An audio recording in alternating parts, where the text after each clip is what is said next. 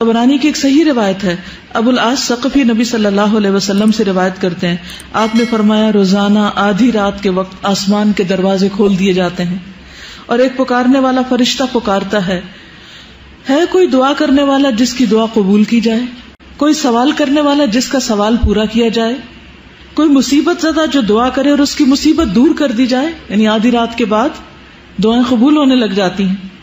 اللہ عز و جل ہر دعا کرنے والے مسلمان کی دعا قبول فرماتا ہے سوائے زانیہ کے جو اپنی شرمگاہ کے ذریعے غیر مرد کو سیراب کرتی. زانیہ عورت جو مرد کا دل بہلاتی ہے زنا کے ذریعے، اس کی دعا نہیں قبول ہوتی. پھر زنا کرنے والے لوگ خود اپنے آپ کو اللہ کے عذاب کا مستحق بنا لیتے ہیں.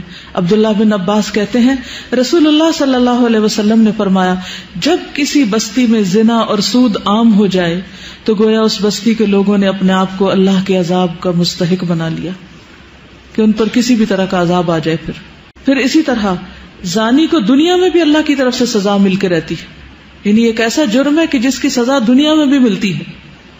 حضرت انس کہتے ہیں رسول اللہ صلی اللہ علیہ وسلم نے فرمایا 2 گناہ ایسے ہیں جن کی سزا میں جلدی کی جاتی ہے اور دنیا ہی میں دے دی جاتی ہے. نمبر 1 زنا اور نمبر 2 والدین کی نافرمانی، ماں باپ کی بات نہ ماننا. اور آپ دیکھیے کہ جو شخص ایسی بیماریوں میں مبتلا ہو جاتا ہے، یعنی زنا جیسی بیماری میں مبتلا ہو جاتا ہے، تو پھر اس کو ایمان کیسے رخصت ہوتا ہے؟ اس گناہ کو چھپانے کے لیے جھوٹ پر جھوٹ بولتا چلا جاتا ہے. ایک نہیں کئی ایک جھوٹ بولتا ہے. اور جب کوئی انسان جھوٹ بولتا ہے تو اس کے منہ کی بدبو سے فرشتہ کئی میل دور اس سے چلا جاتا ہے. اس سے اللہ سبحانہ و تعالیٰ کی پروٹیکشن ہٹ جاتی ہے اور وہ شخص ذلیل ہو کر رہتا ہے. دنیا میں بھی انسان پر طرح طرح کی بیماریاں اور طرح طرح کے مصیبتیں نازل ہوتی. پھر بڑھاپے کی عمر میں زنا کرنا اللہ کے غضب اور غصے کو بھڑکاتا ہے.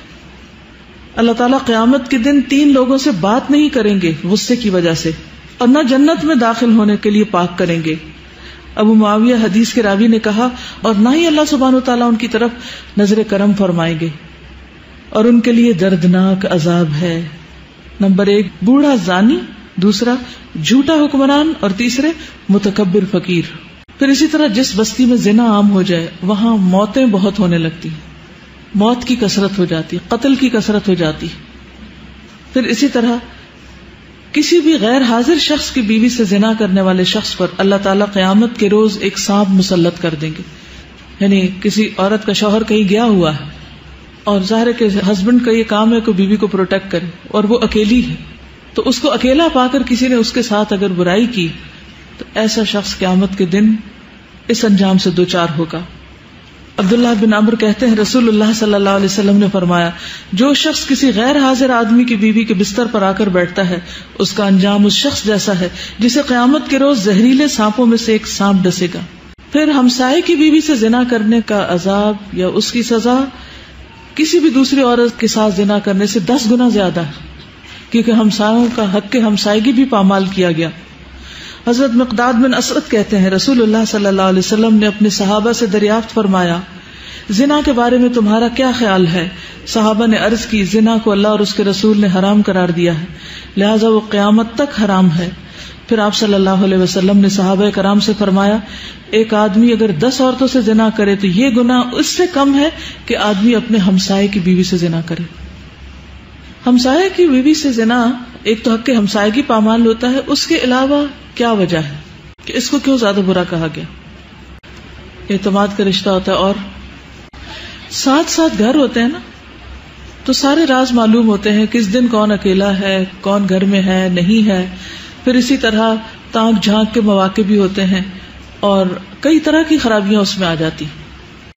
کسی بھی وقت پیس آف مائنڈ نہیں رہتا، انسان ایک خوف کا شکار رہتا ہے.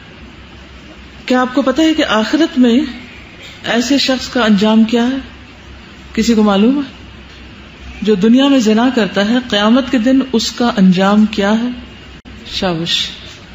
سمرہ بن جندب نبی صلی اللہ علیہ وسلم کی حدیث روایت کرتے ہیں، آپ نے فرمایا کہ معراج کے موقع پر جب آپ نے جبریل سے پوچھا، اور ایک اور روایت آتی ہے کہ خواب میں آپ نے یہ دیکھا سب منظر، اور انبیاء کے خواب حقیقت ہوتے ہیں، سچے ہوتے ہیں. تو انہوں نے جبریل اور میکائیل سے پوچھا کہ جو مناظر آپ نے مجھے دکھائے ہیں ان میں سب سے پہلے جس شخص پر آپ کا گزر ہوا اس کے جبڑے نتنے اور آنکھیں گدی تک لوہے کے آلے سے چیری جا رہی تھی. تو یہ کون تھا؟ تو بتایا گیا یہ وہ شخص تھا جو صبح کے وقت گھر سے نکلتا، جھوٹی خبریں گھڑتا جو آنن فانن ساری دنیا میں پھیل جاتی، اور اب میڈیا کے ذریعے ایک جھوٹ پوری دنیا میں کروڑوں بار ملٹی پلائی ہو جاتا ہے. اور ننگے مرد اور عورتیں جو آپ نے تنور میں جلتے دیکھے، کتنا ٹائٹ ہوتا ہے، وہ زانی مرد اور عورتیں تھیں، یعنی دنیا میں زنا کرنے والے مرد اور عورتیں اس تنور کے اندر آگ میں جل رہے تھے. اور تیسرا شخص جو خون کی ندی میں غوطے کھا رہا تھا، جس کے منہ میں بار بار پتھر ڈالے جا رہے تھے، یہ وہ شخص تھا جو دنیا میں سود کھاتا تھا. تو آپ دیکھیے کہ یہ ایک ایسی بیماری ہے، ایک ایسی خرابی ہے کہ جس کو افسوس کے ساتھ کہنا پڑتا ہے کہ اس مسلمان معاشرے میں اب آزادی کے نام پر خرابی بھی نہیں سمجھا جاتا. یعنی ایک وقت تھا کہ جب اسے ایک بہت ہی بڑی برائی سمجھا جاتا تھا، اور کوئی شخص اگر ایسی برائی کے قریب سے پھٹکتا تو اس کو ایک ذلت کی نگاہ سے دیکھا جاتا تھا، اسے ذلت اور رسوائی کا سامنا کرنا پڑتا.